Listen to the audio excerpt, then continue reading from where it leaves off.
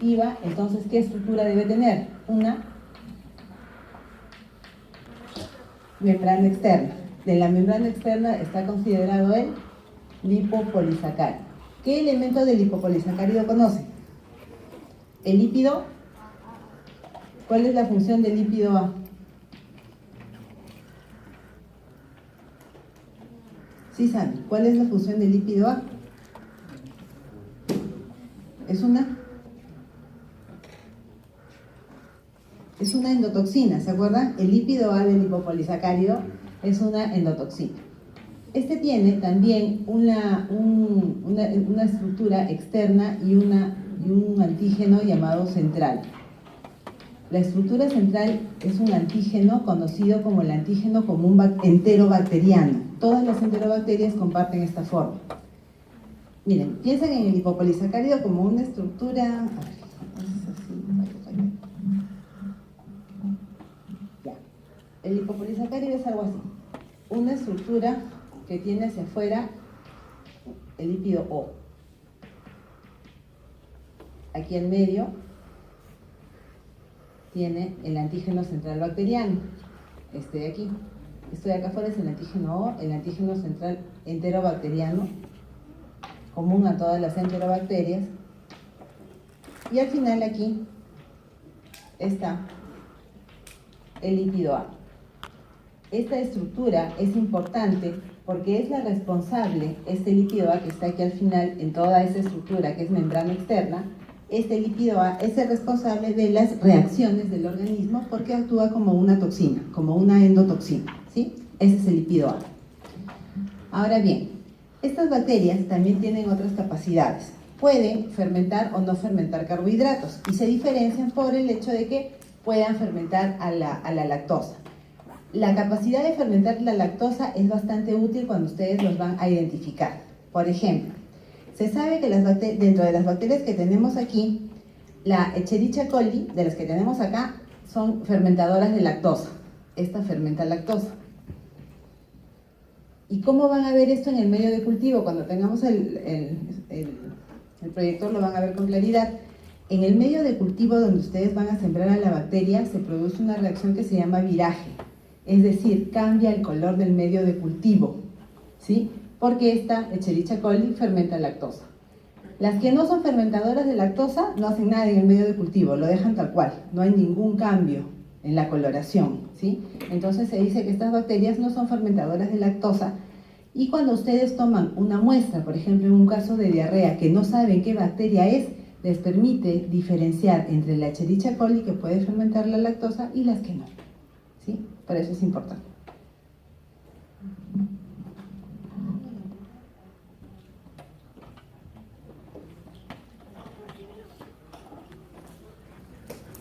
La flojera está el... La Escherichia coli, ¿no es cierto? Van a producir este cambio en la coloración del medio de cultivo y las que no producen ningún cambio, permanecen como están y esto les permite, por lo menos en una primera instancia, identificar a la bacteria, ¿sí? Por lo demás, cada una actúa de manera bastante particular, aunque las zonas de contagio y adquisición podrían parecerse. De lo que hablábamos hace un ratito, el polisacárido O, estructura más externa, está considerado como un elemento común que permite la clasificación de las enterobacterias en una misma especie. Todas las shigella tienen esto igual, ¿sí? En cambio, el polisacárido central, que es el antígeno común enterobacteriano, es común, como dice su nombre, a todas las enterobacterias, ¿sí? Estas cuatro tienen el mismo polisacárido central. Y aquí adentro, al final, está la conocida endotoxina, ¿sí? El elemento constituyente de la estructura celular de estas bacterias que va a permitir la reacción, o mejor dicho, va a permitir que se produzcan manifestaciones en el organismo.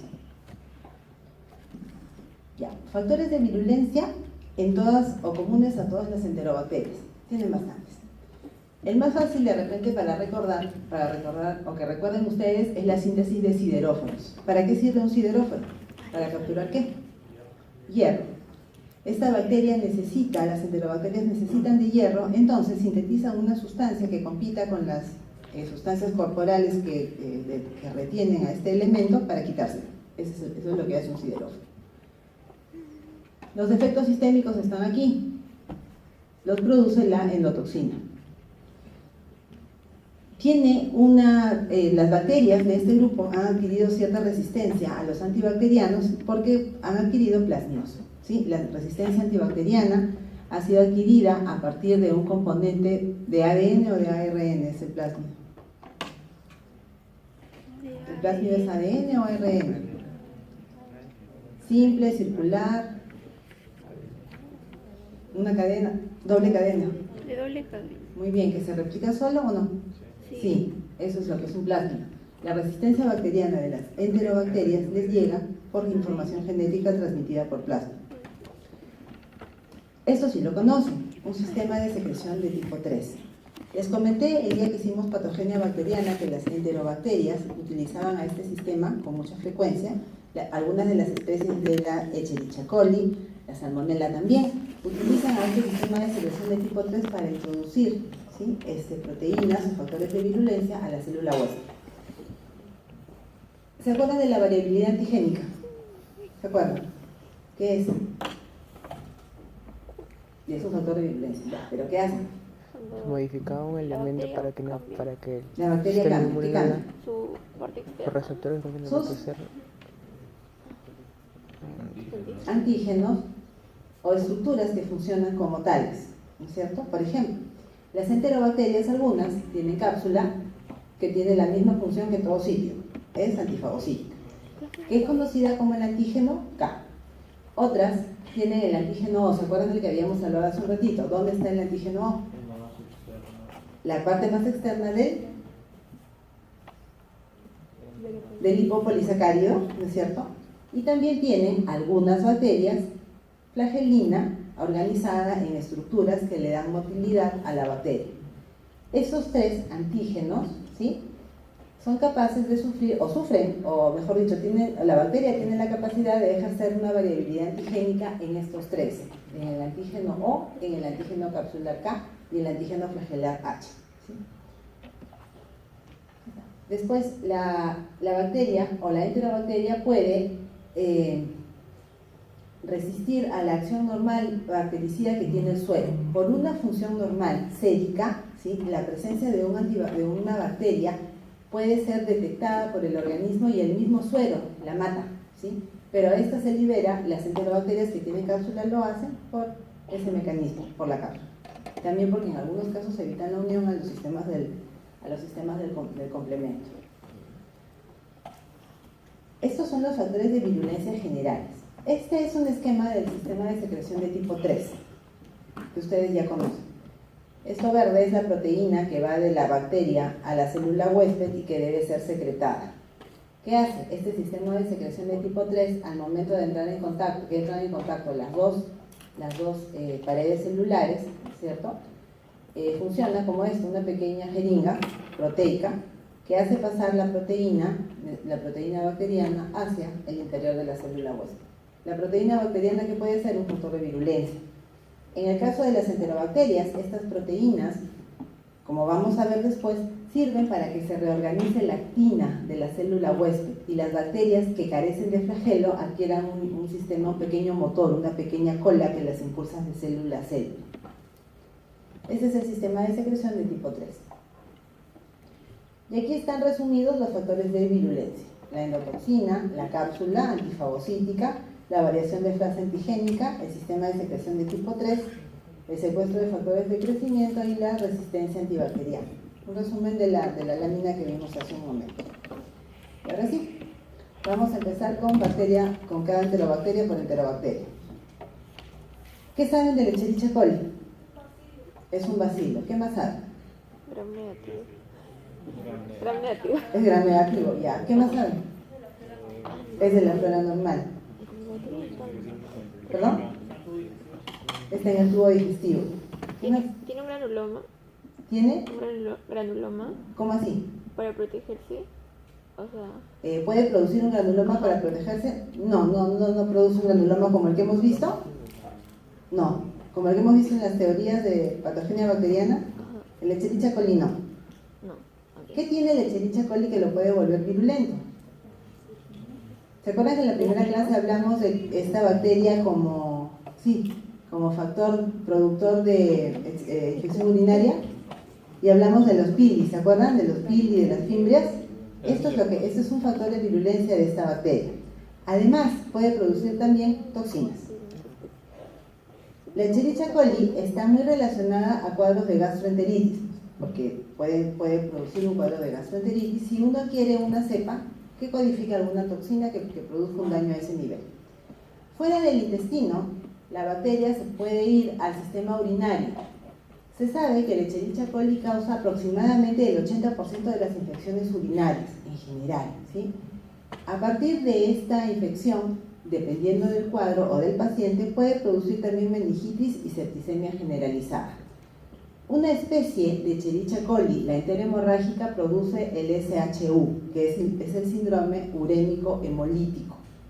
La especie que la produce es la Escherichia coli enterohemorrágica, que se caracteriza porque sintetiza una proteína muy virulenta, una proteína muy severa, que es la toxina de Shiga.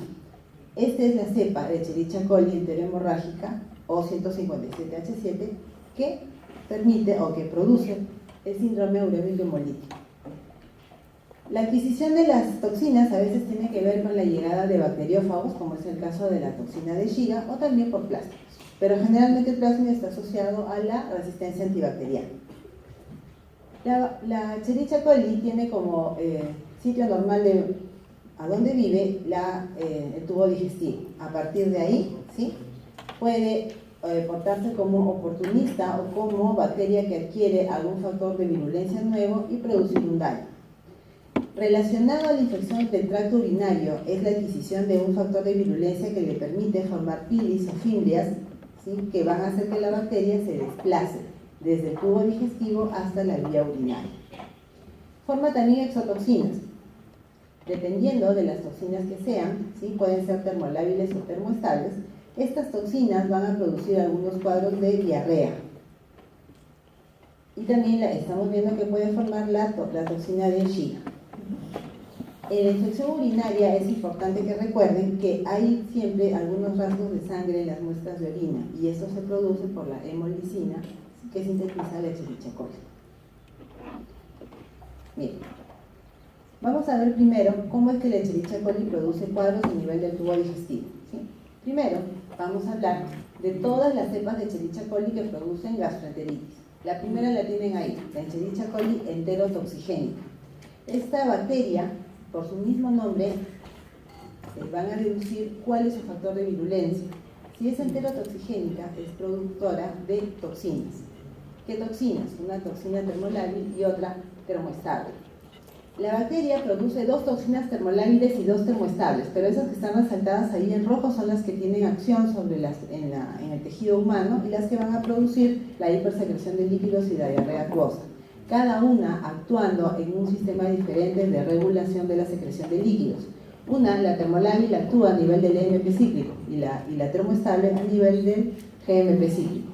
Cualquiera que sea el mecanismo de acción, al final el resultado es una diarrea, conocida como la diarrea del viajero.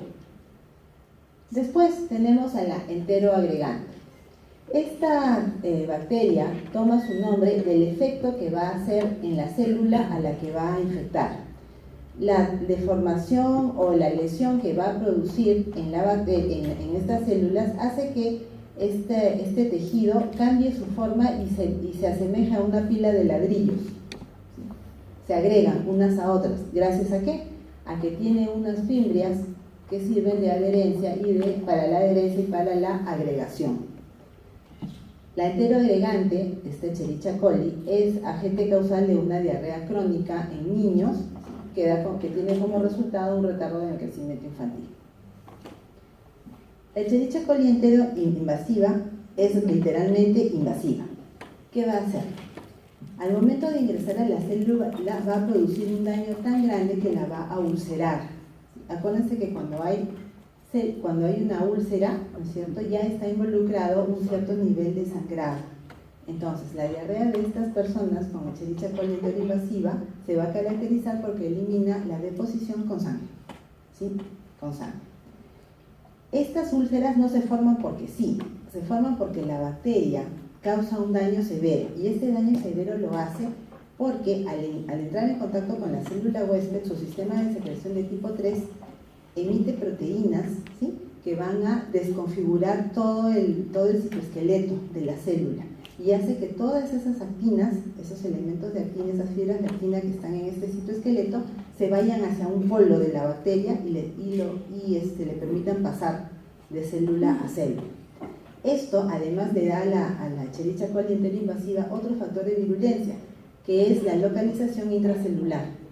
La bacteria no sale al medio externo, sino atraviesa las células por los costados y al momento de atravesarlas va a producir una lesión severa, que se traduce, o que nosotros vemos como sangrado, ¿sí?, una lesión ulcerativa con sangrado.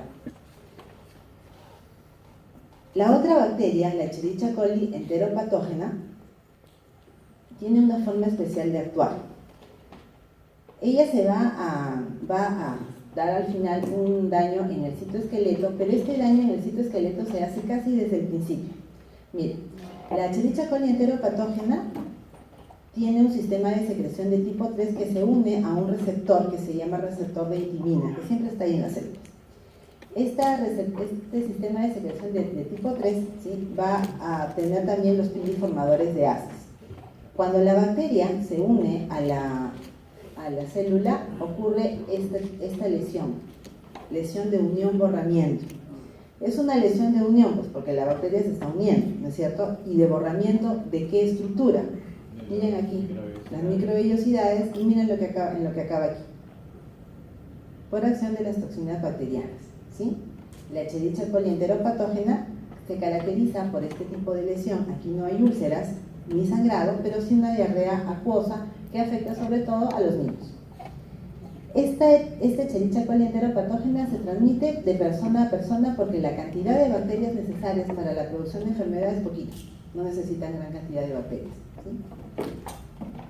La otra Escherichia coli relacionada a la diarrea, que esta es más severa, es la enterohemorrágica. ¿Qué tiene esta bacteria de particular?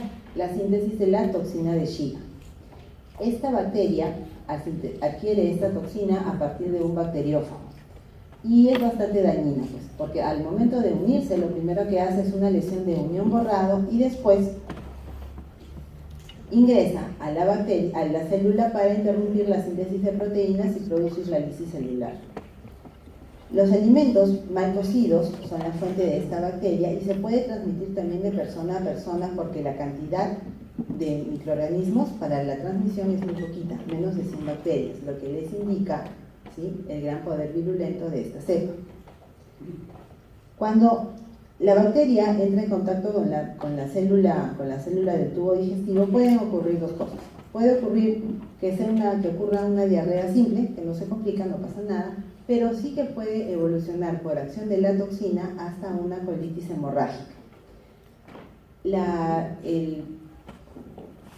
El nivel de virulencia de esta toxina es tan alto que puede llevar a un síndrome urémico hemolítico, que es una falla a nivel del riñón, ¿sí?, que afecta a los niños.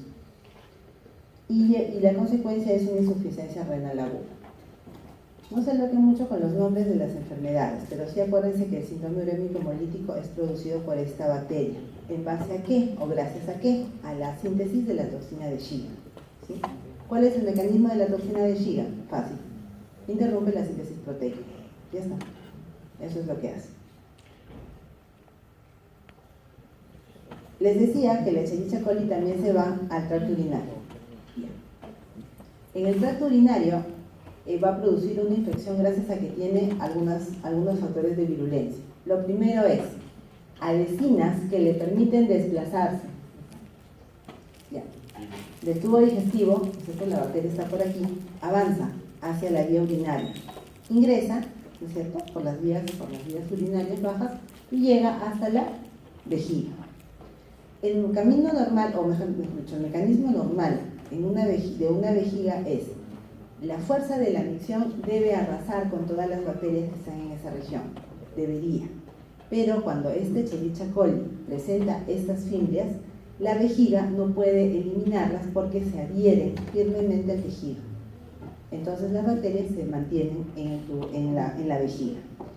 La capacidad de adherencia es tan grande que en algunos casos estas bacterias pueden subir por el uréter y llegar al riñón, y en ese caso producir una pielonefritis. Por eso es que las infecciones urinarias por Escherichia coli deben ser tratadas, ¿sí? Tratadas y controladas. Después del tiempo que se da el antibacteriano, controlar si ya desapareció la bacteria, por el riesgo que existe de que llegue al riñón. Los factores de virulencia son las adhesinas, ¿cierto? Y también una hemolicina. Se puede perder sangre en una infección urinaria de forma macroscópica o microscópica, es decir, la pueden ver o no la pueden ver, pero hay una pérdida de sangre, y esa pérdida de sangre se debe a que esta bacteria también sintetiza una hemolicina. No se compliquen con los nombres, solamente el factor de virulencia, ¿sí? Adhesinas y hemolicina. La presencia de estos dos va a hacer que el organismo libere citocinas. ¿Y qué pasa cuando se liberan citocinas? Hay una mayor inflamación, el tejido se daña más. Ese tejido dañado es más susceptible a la acción de las otras dos, entonces todo se vuelve un círculo vicioso. Entonces acuérdense, cuando la Escherichia coli va a la vejiga, lo hace porque tiene adhesinas y hemolicinas. Todas las manifestaciones tienen que ver solamente con factores de virulencia de la enterobacteria. ¿Estamos bien hasta acá? Hoy día sí pueden tener caramelitos porque tenemos hoy día es larga la clase, o por lo menos hay bastante en lo que tenemos que conversar. Cuando la Escherichia coli se va fuera del intestino, se puede ir también al sistema nervioso central y producir meningitis. ¿En quiénes? La población más sensible de producción de meningitis o que sufren la meningitis son los recién nacidos, ¿sí? Acuérdense siempre, los recién nacidos son un grupo muy especial, porque este grupo, ¿sí?, no han adquirido todavía sus defensas y son físicamente organismos pequeños. Entonces, cuando adquieren una infección se disemina con facilidad por todo el organismo. Entonces, puede producir meningitis neonatal a los niños hasta un mes, salud.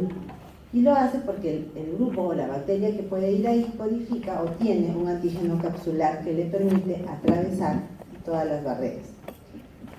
A partir de un cuadro urinario o gastrointestinal, pero más urinario, la bacteria puede ir a todo el organismo y producir una septicemia. Esta septicemia es muy mortal, altamente mortal en los pacientes que tienen el sistema inmune debilitado, como ocurre en cada uno de estos casos. ¿Preguntas hasta acá? De Escherichia coli.